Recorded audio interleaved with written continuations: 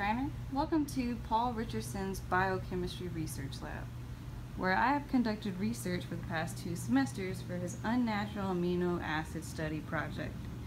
You might be wondering, what does this unnatural amino acid study project entail?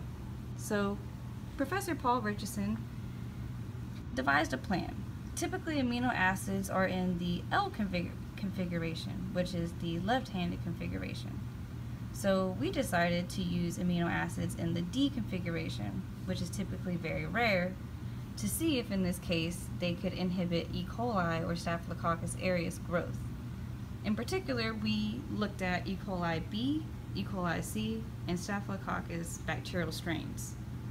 So what we did was we decided with several different amino acids if separately or combined they could affect the growth of E. coli B, C, or staph. And the methods that we used to do this were, first, we had to make basic streak plates of these different bacteria, which appear as so. So here, for example, we have E. coli B, which has pretty good growth here. You want to make the plates for all 3, and from those we made liquid cultures. And with the liquid cultures, we then placed them in the incubator for 12 hours at 37 degrees Celsius. And then we would come in and we'd make a second liquid culture and let it incubate for 12 hours, and we would come in. And what happens is, in combination with our bacteria, we used PBS buffer to create a solution, which there's not much left here because I went ahead and placed them into cuvettes next to my spectrometer machine for our demonstration for later. But we use those 3 different staph, E. coli B, and E. coli C samples, and we're gonna test how many bacteria there are per milliliter, which I am going to explain to you guys how that works. But some basic information about how a spectrometer works is that atoms and molecules emit light at certain wavelengths, which goes back to the Bohr model that we learned about. And an electron in a particular orbit is associated with a specific amount of energy. The energy that is exchanged from an electron moving from ground to excited state forms a photon, which we also have talked about in class as well. With this spectrometer, it's an instrument that both spreads out light and displays it for study. Light enters a narrow slit and passes through a lens that creates a beam of parallel rays. You place this clear cuvette in to be able to do so in these slots. And there is a clear side and a foggy side. So you obviously want to place your cuvette in the clear side so it can clearly let light pass through to be able to give you an adequate wavelength, which is important. But what happens is it enters that narrow slit and passes through a lens that creates a beam of parallel rays. These rays travel through a prism, as such, which bends the light. Each wavelength is bent a slightly different amount, so a series of colored bands is produced. A second lens focuses the light on an exit slit, which allows one color of light to pass through at a time. With our spectrometer machine that we have here, it is a Genesis 10S UV Vis, and I have it set at 600 nanometers. It's very important to always have a blank before you run your experiment. That way you have a wavelength to compare to. So here I have my cuvette. It's just filled with buffer. I'm going to place it into my machine here. That way we have a blank reading. Alright, make sure it's nice and snug in there. I'm going to close it and give it a second to calculate.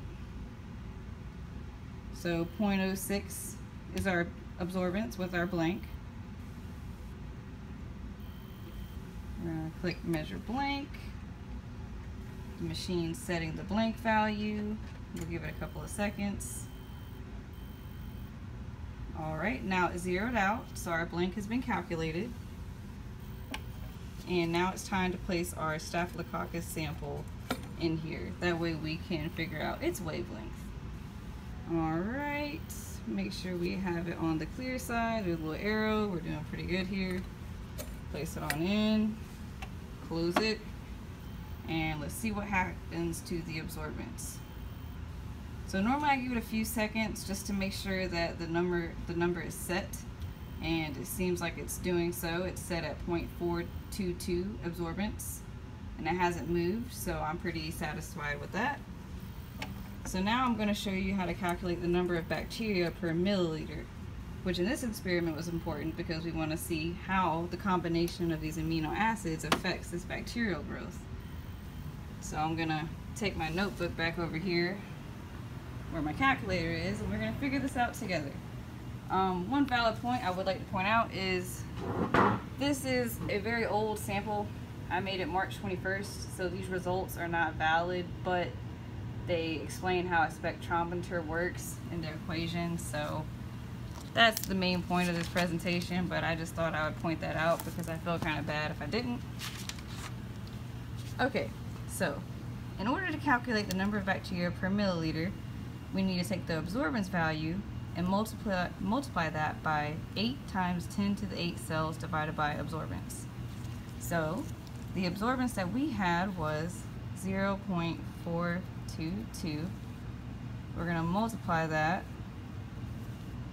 by 8.0 times 10 to the 8 cells divided by 0.422.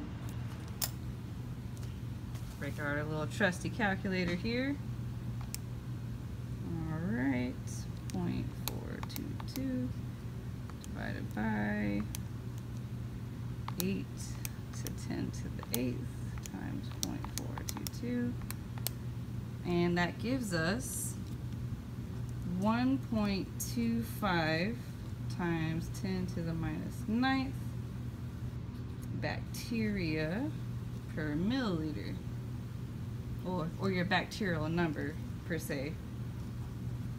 So that's pretty interesting. We compared our values for Staph, E. coli B, and E. coli C before. I'm not going to do that right now just for time's sake, but the moral of the story for our experiment was the combination of the different amino acids that we used did not show sufficient growth when it came to,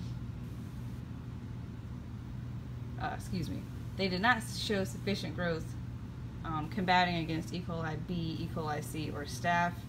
But I do understand spectroscopy.